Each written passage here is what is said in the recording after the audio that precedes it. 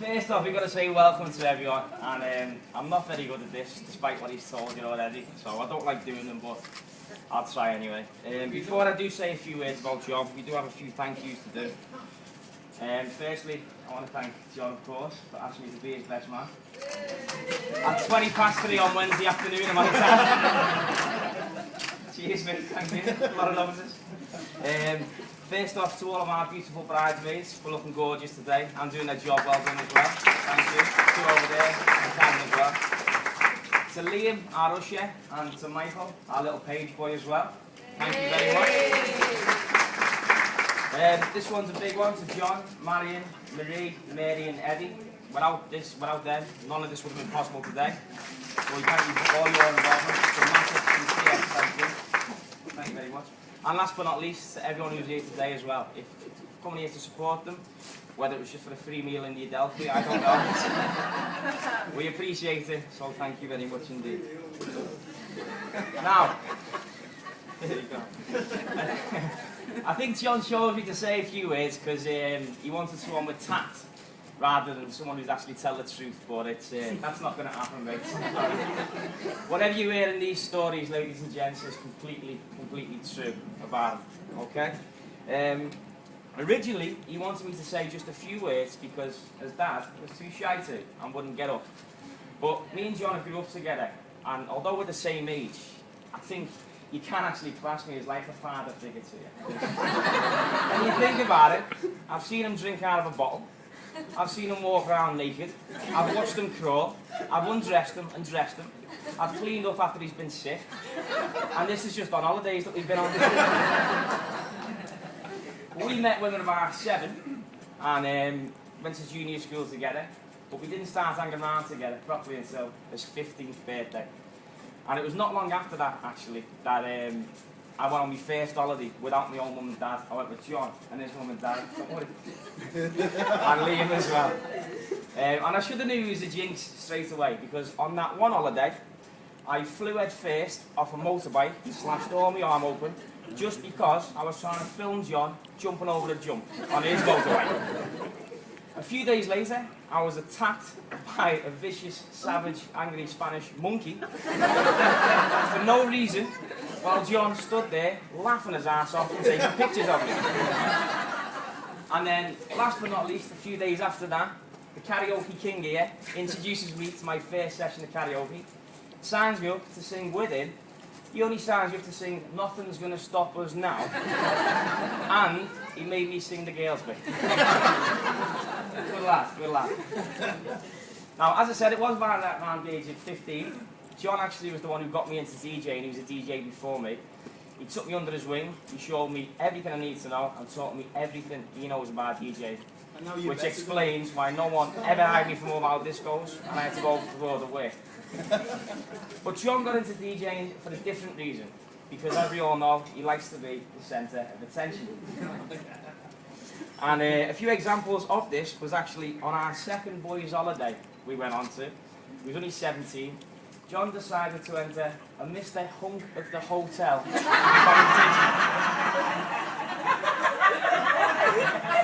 And what this was fellas from all around the world who stayed in that hotel in that week. You have to do all different events to prove that they are the machoist. John lasted 2 rounds. Then he jumped out. But he's not stupid. He picked the best 2 rounds.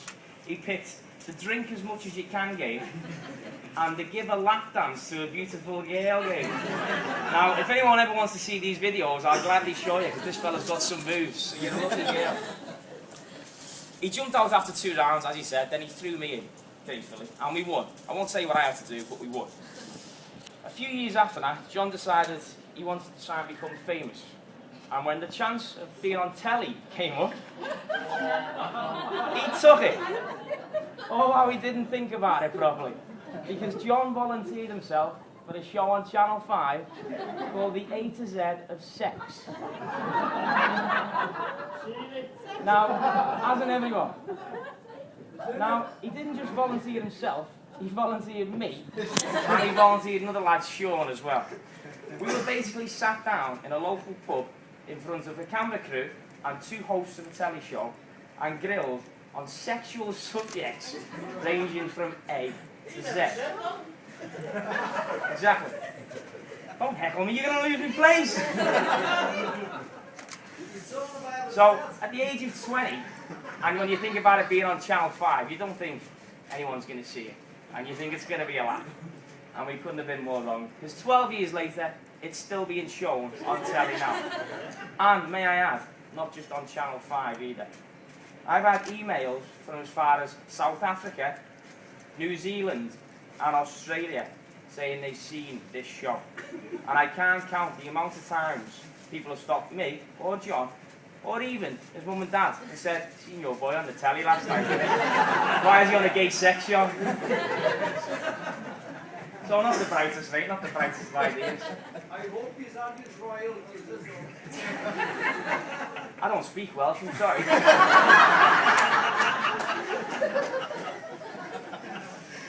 Right. So John likes to think of himself as a bright and smart lad. And to be honest, I've never had anyone question his intelligence before. In fact, I've never had anyone mention his intelligence before, because we never knew he had any.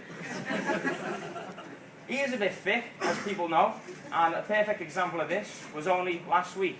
Some of the boys here will back me up. He was in Lorette on his stag week.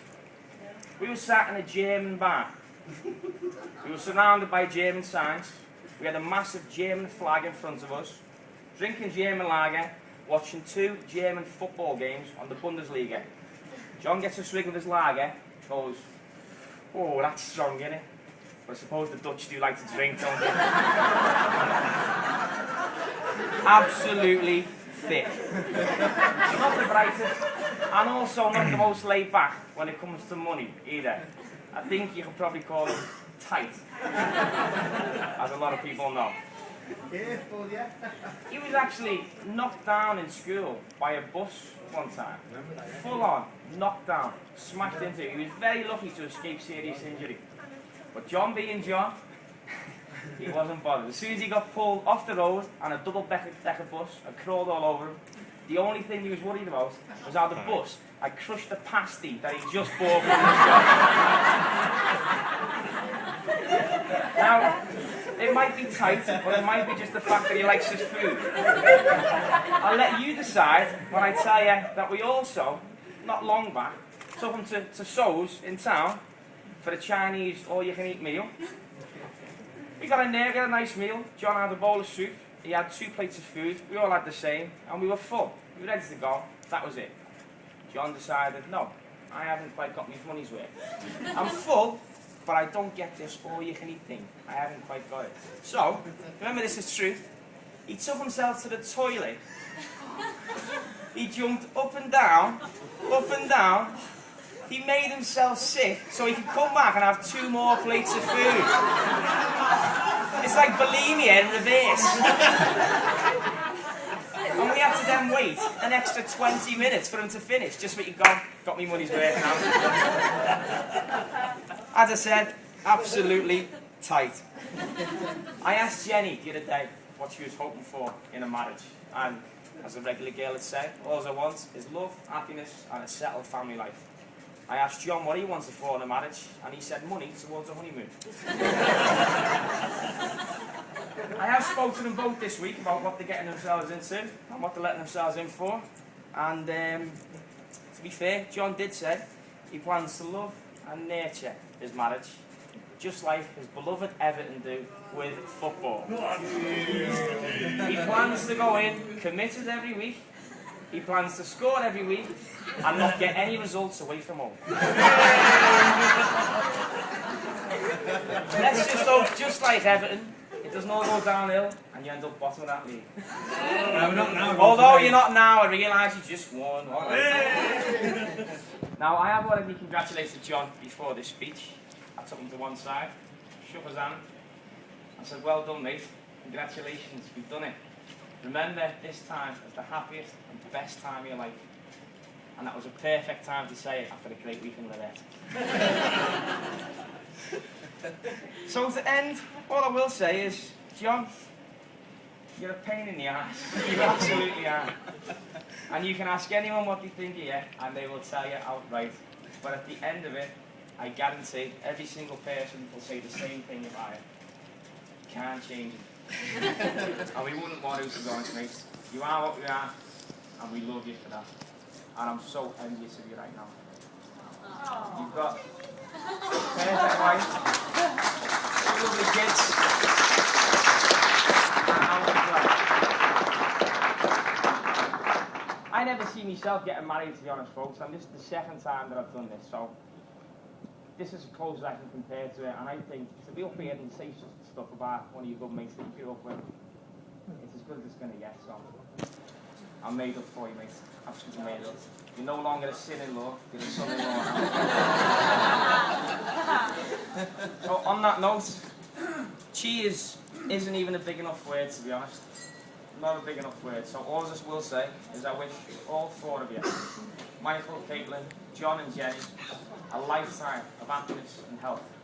And I hope every day could be as perfect as this one for us. Cheers, ladies and gents. Cheers. Love you.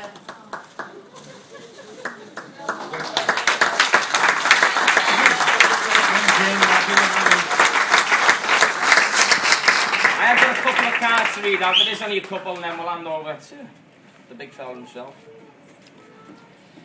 So we've only got 5 here. There is a lot, and so, again, thank you very much. They did say earlier on to say thank you to everyone who's put the cards in, and anyone who's not, hurry up and give them in. So this one, to John and Jennifer, congratulations on your wedding day, and many others to come. I'm not too sure about that. But that's lots of love from Catherine and Alan, Kaylee and Luke. And we will say Catherine and Alan have come all the way from the Isle of Wight. Man. Oh, you foreigners, whatever. Catherine and Alan, so thank you for making the journey to come all this way. Thank you.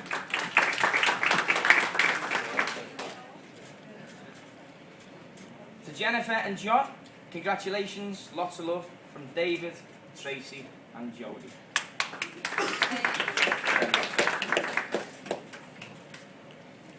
To John and Jenny, wishing you all the luck in the world. Enjoy your day. All our love. G, Steve, Emma and Mark.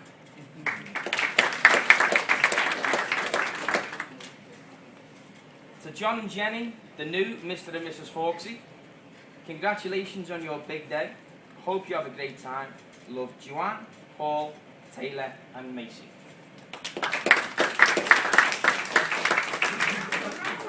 And last but not least, to John and Jenny, on your wedding day, lots of love from Paul and Michelle. And the little one that's in there. So once again, ladies and gentlemen, cheers to John and Jenny. And now I'll hand you over to the man himself.